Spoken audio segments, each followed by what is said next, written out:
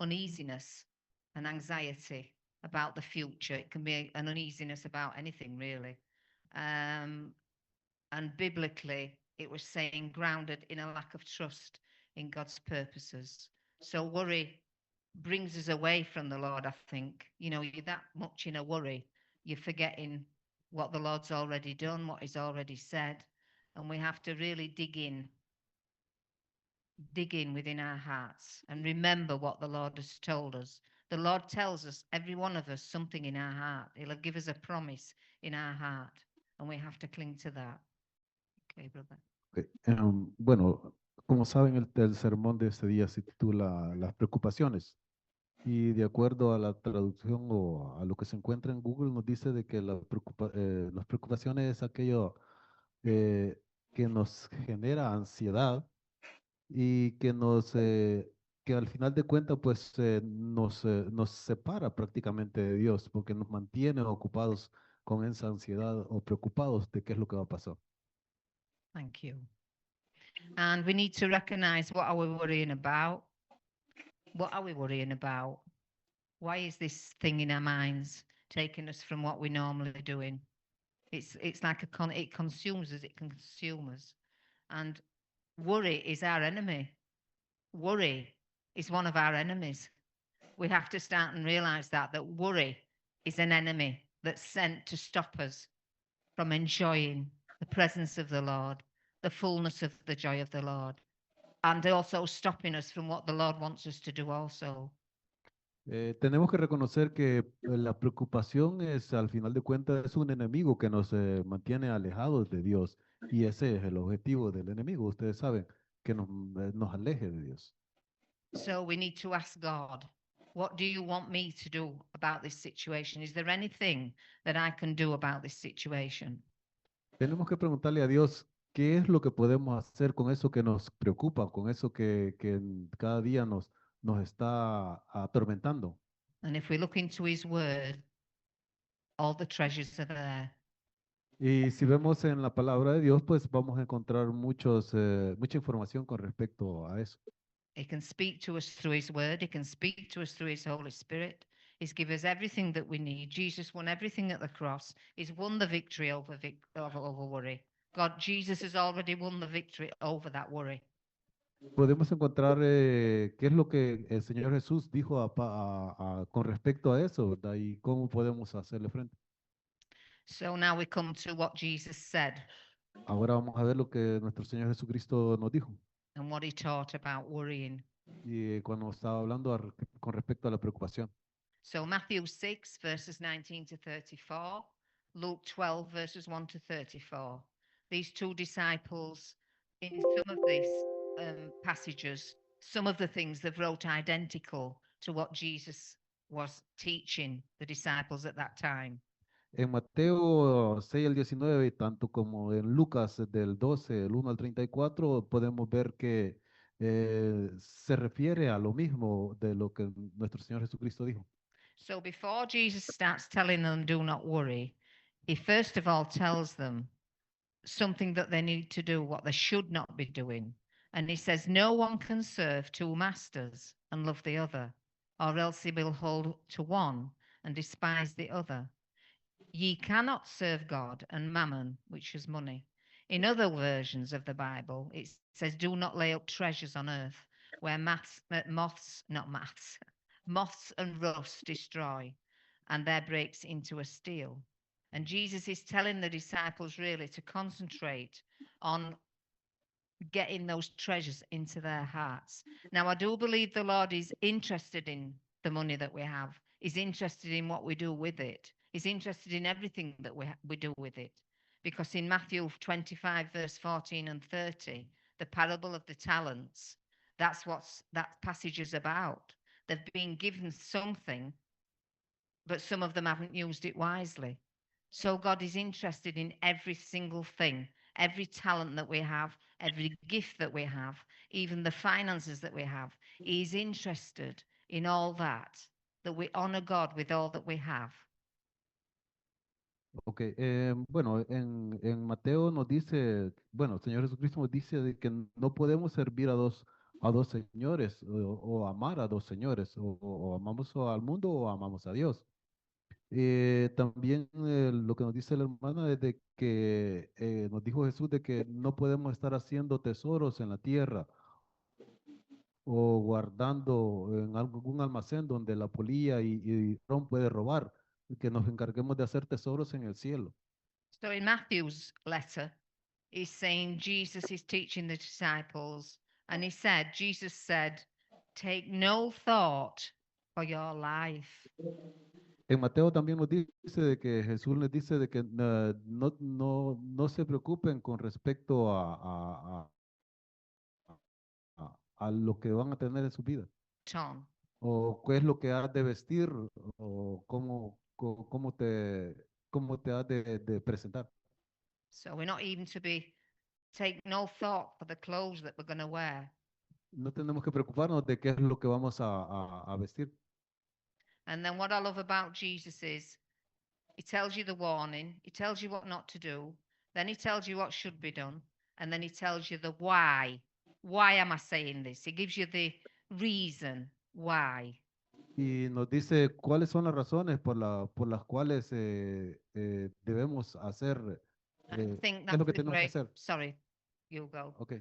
I think that's a great example as parents when we're trying to explain to children why they shouldn't do something, to give them the warning why, to give them the reason why, and to give them the implications of to do it, then this is what will happen. If you do that, then that won't happen.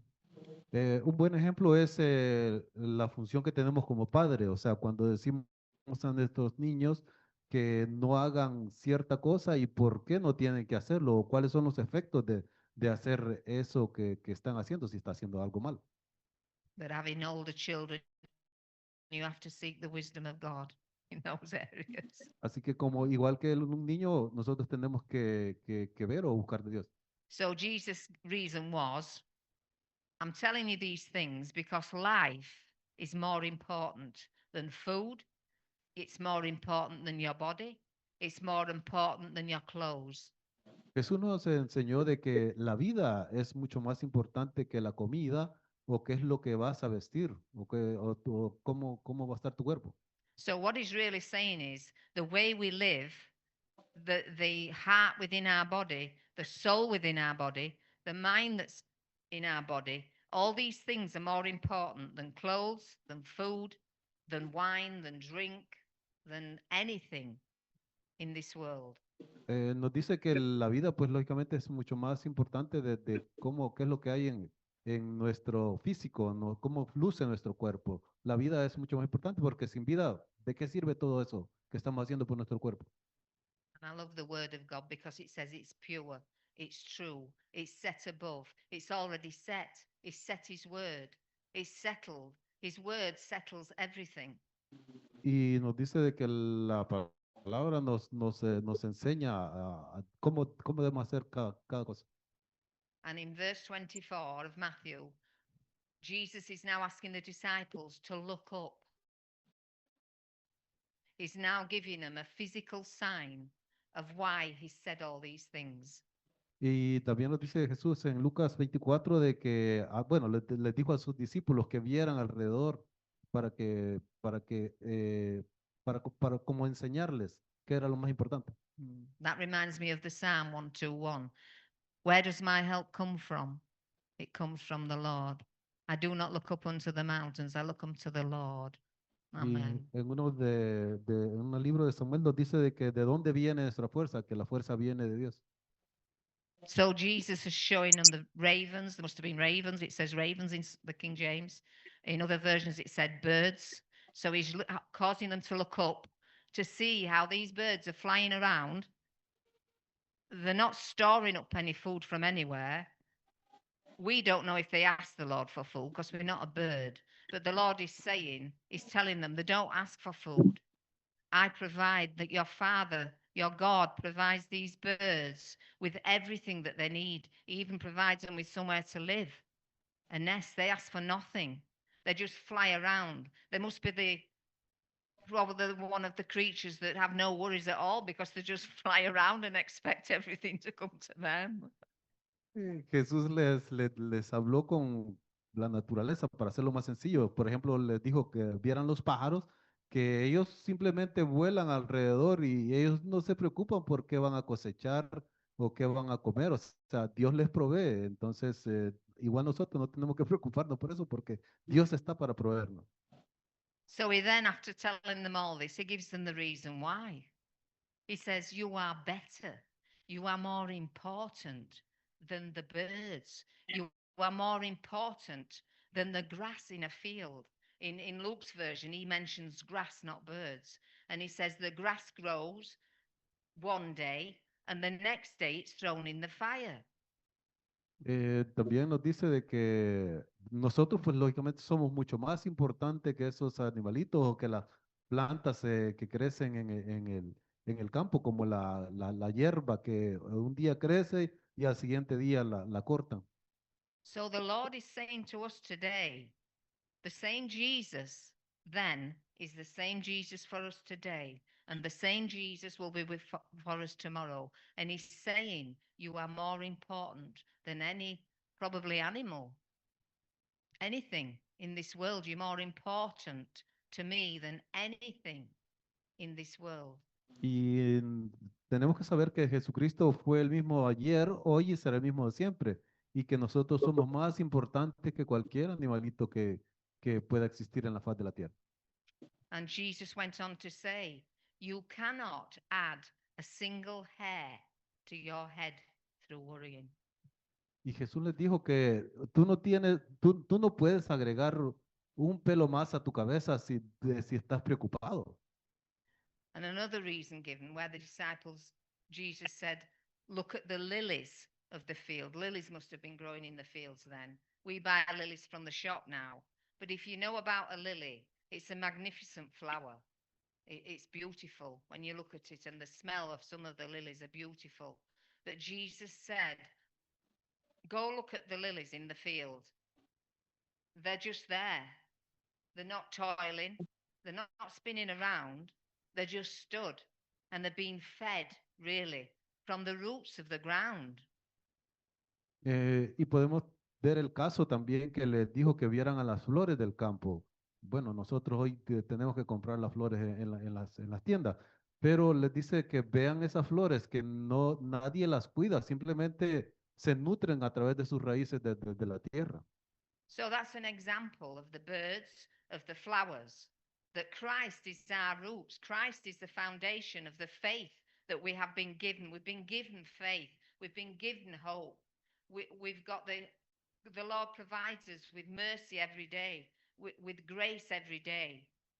Y tenemos que tener la confianza de que nosotros tenemos a nuestro Señor Jesucristo, que es como donde nos nutrimos para adquirir lo necesario cada día. And then Jesus comes with, seek ye the kingdom of God first before all these things, Y before que, close. ok, Jesucristo, pues, de hecho, antes de la fundación del mundo ya estaba provisto para nosotros. He's saying, if you seek the kingdom first, seek me first, everything else will just be provided for. I will provide you with clothes. I will provide you with the food that you need. I will provide you with all that you need. Nos dice de que si buscas primero la presencia de Dios, todo lo demás pues vendrá por añadidura, todo lo que necesitas de ser proveído en tu vida. And Luke, as I said, he's wrote identical. So the disciples, after listening, they questioned the Lord.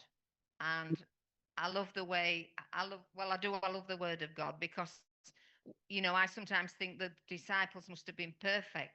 No, because after saying all this, the disciples asked a question and the Lord said, how little is your faith? How little is your faith? He rebuked them. He said, what little faith have you? Faith is like a mustard seed, it can move a mountain. So he's telling them off and saying, really, are you not getting what I'm telling you? Are you not listening?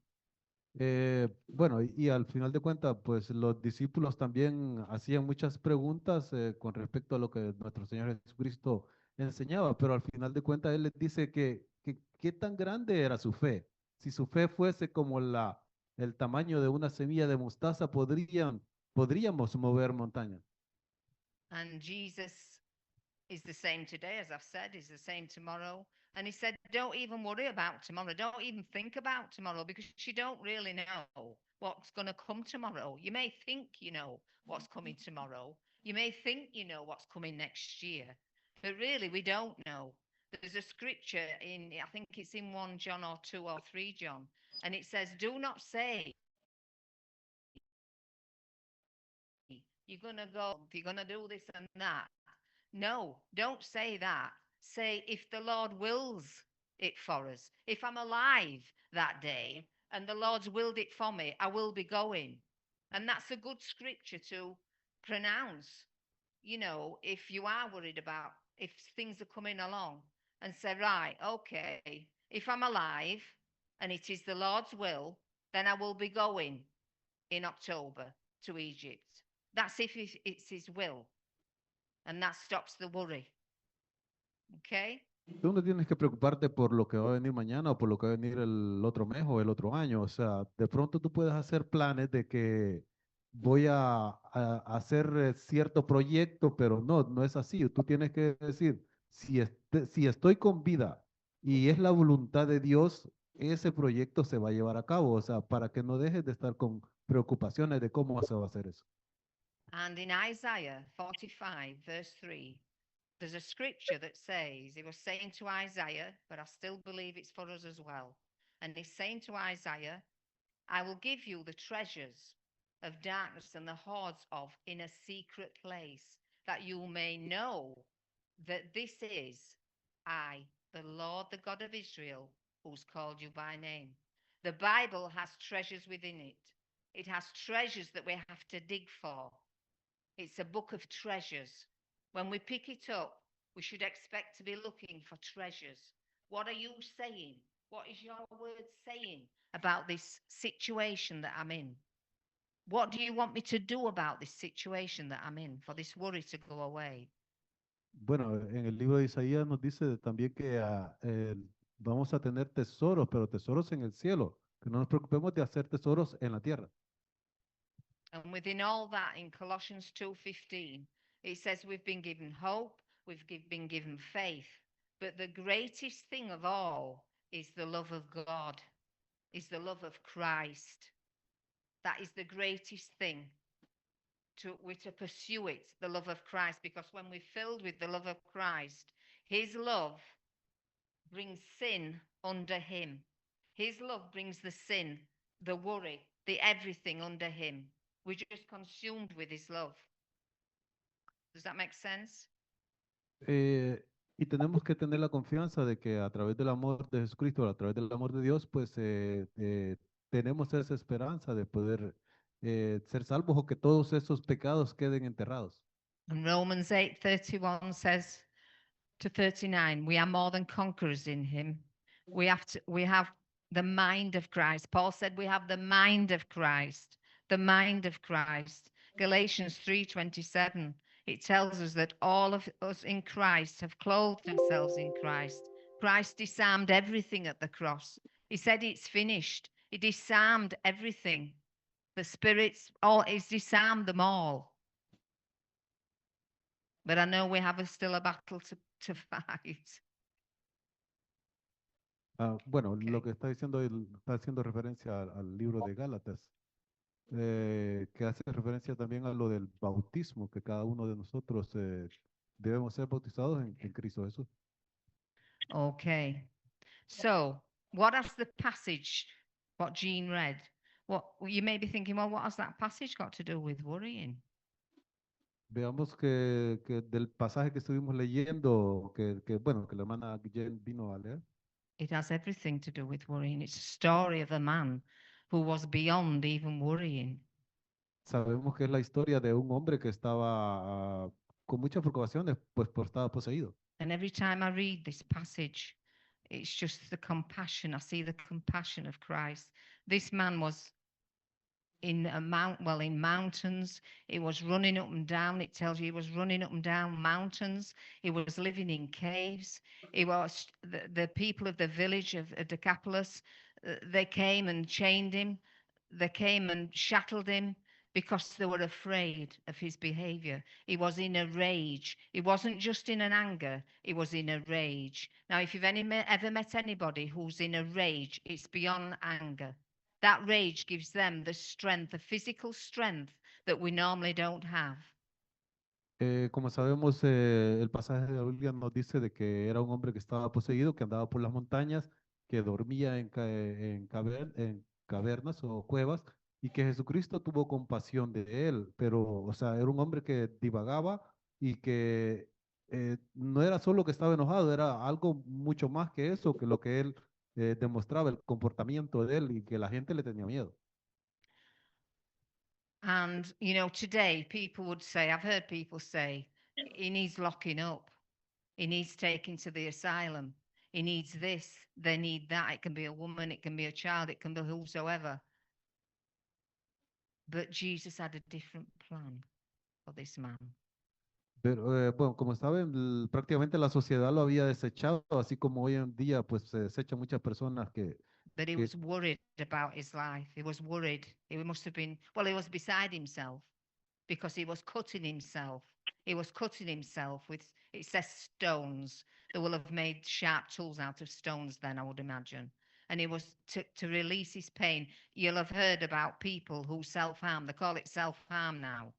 And they self-harm to get rid of the pain from their mind. They cannot stand the torment that's in their minds. y por el mismo tormento que él tenía, pues vemos allí que él se hacía daño con piedras, dañaba su cuerpo para liberar quizás ese tormento, ese dolor que tenía. But the good news is, with the gospel, Jesus, and I think about this nearly every day, and I get compassionate about it. Jesus wore a crown at the cross with 2-inch spikes dug in his head, 2-inch spikes dug in his skull, dug in his head.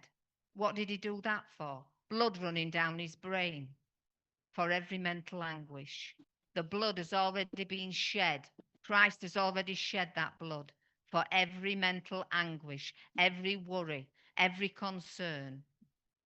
Y como saben, nuestro Señor Jesucristo fue crucificado, derramó su sangre cuando los clavos traspasaron su mano, y esa sangre es la que los libera de todas esas preocupaciones, de todo pecado.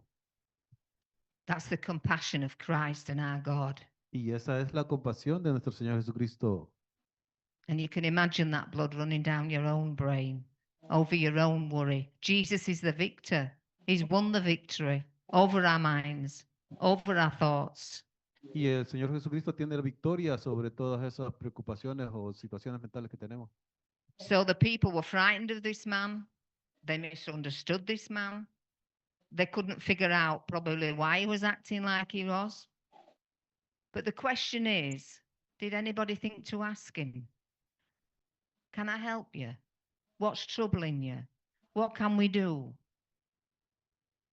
La gente estaba preocupada por el comportamiento de este hombre, pero la verdad que nadie quizás se atrevía a decirle, ¿cómo puedo ayudarte o qué puedo hacer? He was cutting himself. It said night and day. Night and day, he was on the mountains and in the tombs, crying out. He was crying out.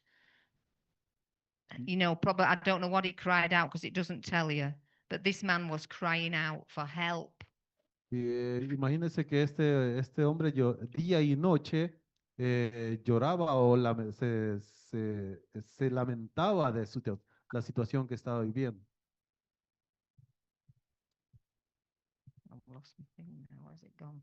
It's all imprinted in my brain anyway. But anyway, what happened was, unknowing to this man, good news was on its way. Help was on its way. Jesus was on his way. And the scripture tells us Jesus traveled over sea by a boat. Now, over sea, it doesn't tell you how far, but sea is a mass expanse of water. How did Jesus know to go to this man? Pero el único camino o la única esperanza que había para que ese hombre finalizara esa situación es a través de Jesucristo, quien viajó una barca a través del mar para poder venir a él. Thank you. So as the man's, this man must have known Jesus. I don't know how he knew him, because as Jesus got out of the boat, I was thinking about Jesus, and I was thinking, how many people were in the boat with him? Was it a ship? Was it a little boat? How far had he traveled? But whatever it was, Jesus went that extra mile. He purposely went to this man in the wilderness, in the mountains. That's how great our God is. That's how great Jesus is. Imagínense lo grande que es nuestro Señor Jesucristo. Yo no sé si más personas viajaban con él en una barca o en un bote y para venir a ayudar a este hombre que estaba sin esperanza. And as this man saw Jesus, he went running up to Jesus. Just imagine, he went running up to Jesus and he was crying out loud. He must have been so relieved. And he said, "What do you want with me, O Son of the Most High God?" Imagínense cuando este hombre vino corriendo hasta el Señor Jesucristo y decirle, ¿qué es lo que quieres conmigo, Hijo de Dios? So, what I see in every scripture and everything that God says, there's always a conversation, there's always questions, there's always answers, there's sometimes silence. But Jesus didn't answer the man straight away, because Jesus recognized what was controlling the man, and he spoke to what was controlling the man. He said, "Come out of that man." He didn't answer the man, he spoke to the things within the man, the demons within the man, and he said, "Come out of this man. And what is your name?" Jesucristo, como ustedes saben, él ya sabía quiénes estaban contra. Bueno, todavía le dijo, quién es tú? ¿Cuál es tu nombre? Porque sabía que no era problema del hombre, sino que algo que estaba, o sea, ese mal espíritu o la legión que estaba controlando a ese hombre. And he said, "Legion. My name is Legion. There are many of us." Y él dijo, mi nombre es Legión, o sea, muchos de esos demonios, no era solo So uno. that's the torment that this man was under. There wasn't just one, there were many. Por eso es que él vivía atormentado, porque no solo tenía uno, tenía muchos. And the devil asked Jesus a question. They said, "Send us." There was a herd of pigs at the bottom of the hill. And they said, "Send us into those pigs Y at the los, bottom of the hill." y los demonios le dijeron, envíanos a ese grupo de cerdos que está a un lado de la montaña. And Jesus answered what they'd said. He Y, sent them into the pigs at the bottom of the hill. y Jesucristo los puso en esos, les permitió entrar a esos cerdos, pero se fueron al fondo de la montaña. But what happened to the pigs? ¿Qué pasó con los cerdos? The pigs couldn't stand the torment. Eh, The lo- pigs could, once them demons went into the pigs, they couldn't stand it. So they ran into the river, they ran into the waters and drowned themselves. The pigs drowned themselves in the water. pero los cerdos, pues lógicamente, pues estaban poseídos también, entonces empezaron a correr y se corrieron al agua y se So ahogaron. if an animal cannot stand that, how did that man stand it? Imagínense, si un animal no puede soportar eso, ¿cómo un hombre también lo iba a poder hacer? And if you know anything about drowning, you don't die straight away, apparently. It takes a while for the water to start filling up your lungs, start filling up your body. So there's a part where you are conscious of what's happening, but eventually, you know, as the lung fills up, you stop breathing and you go into unconsciousness, and then your body dies, apparently. I haven't drowned, so I'm only going by what information I've had. Imagínense cuando su cuerpo está fallando, o sea, parte de su cuerpo, su pulmón de su corazón o otras partes, entonces eh, con el tiempo su cuerpo pues perece. So the people in the village, they heard about this and they was upset because the pigs were part of their livelihood. But they'd heard the pig with no more pigs. They've all gone into the river and drowned. So they went to see what had happened. And they saw the man, and I love that piece of scripture.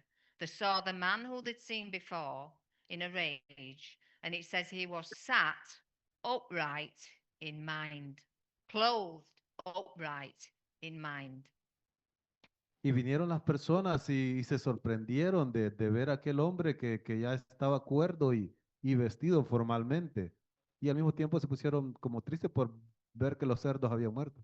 And that comes in line with the scripture. We are clothed in Christ. We Y, are clothed in Christ. y nosotros como cristianos pues estamos vestidos como con la cobertura de Jesucristo. And Paul the Apostle, after he'd encountered Jesus, he was never the same. But there were people who were remembering what he'd done before. And they said, is this the man who was murdering Christians? You know, sanctioning Christians to be murdered. They didn't believe that this man had changed. And these village people probably didn't believe what had happened to this man in the caves. Y pues al igual que muchas veces hoy mucha gente no cree cuando te has convertido a Cristo, igualmente en ese entonces no creían lo que a ese hombre le había pasado. Whoever has an encounter with God, you, you can never be the same. You can never, ever be the same. People will think and try and remind you what you did before, but you know you've had an encounter with God. You're never going to be the same Pero, because God has revealed himself to you. pero una vez encuentres al Señor, ya no vas a ser el mismo. And John Wesley, a preacher in the 16th century, him and his brother, I've got a book and it's called Christian Perfection. It's about love, the love of God. But in part of that book, he says, God is the first object of our love. It is next office is to bear the defects of others. And we should begin the practice amidst our own household. We should chiefly exercise our love towards them who most shock us, our way of thinking, our temper, or our knowledge, or desire we have that others should be a virtuous, a wish to be ourselves. So it's saying what, you know, the scripture's saying. Have you asked your brother? Have you asked your brother or sister? Have you asked him, can you share your burden with me? Can I help you? Because worry affects what we do. Worry affects how you perform at work. Worry affects how you are in a marriage, in a relationship. You may start making mistakes. That's what worry does. So rather than, you know, think, oh, they're making all these mistakes, let us think about that. Let us say, can I help you? Is there anything I can help you with? Is there anything I can do? Can I pray for you? Bueno, como saben, las preocupaciones es algo que mentalmente afecta a todos. Así que la forma de que podamos ayudar como cristianos es de ponernos a la orden o por lo menos interesarnos en saber cómo podemos ayudar a esas personas que están pasando a través de esas de X preocupación. One of the things John Wesley said, you know, I think we're based on the Wesleyans here. God hardly gives his spirit even to those who he has established in grace if they do not pray. For it's on all occasions, not only one, but many times. En este libro que está mencionando la hermana, dice que tenemos que estar orando no solo una vez, sino muchas veces para pedir la ayuda de Jesucristo, en todo caso, para echar esas preocupaciones fuera. So the conclusion to the story is it's a compassionate story. It's a story of mercy. It's a story of obedience, healing, deliverance, relationships. The man said to Jesus, I want to come with you. I want to come with you now. And Jesus said, no. You see, a question was asked. Jesus answered, he said, no. I want you to go tell all your friends what I've done for you. I've shown you mercy. Go tell them all that the Lord has shown you his mercy. Bueno, y al final de cuentas la historia es una historia de compasión, de amor y de ayuda, por supuesto, y que porque el hombre le preguntó al final a Jesucristo si podía ir con él, pero Jesús le dijo, no, vete a tu ciudad o tu lugar de vivienda y comparte con los demás lo que el Señor ha hecho, o sea, dar testimonio. That's what Jesus wants us to do. He's Y, shown us mercy. He shows us mercy every day. He's shown me great mercy. I would not be alive today if it was not for Jesus. I was on my way out. I was on my way out. But like that man in the tombs, I didn't ask, but he came. He visited me in my own home. You can be in your own home. We don't just have to be here. God can see. He sees us all, as we know. And he sees someone suffering. He saw Hannah suffering. He saw, what's his name? His mum. There's Isaac, and what's the other chap? To the slave. What was his mum's name? He saw her suffering. I can't remember her name now. But he sees our suffering. He sees our suffering. And Jesus is the same today. And he will be the same for us tomorrow.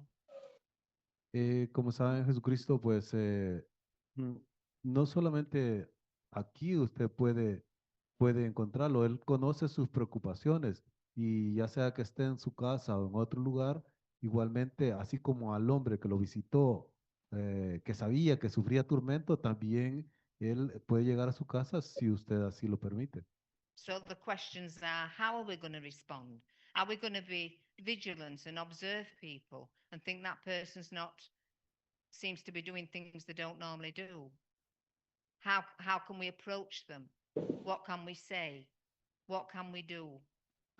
It says we are to look out for one another. We are to look to others above ourselves. Jesus said we are to give our lives up. We are to deny ourselves and follow him.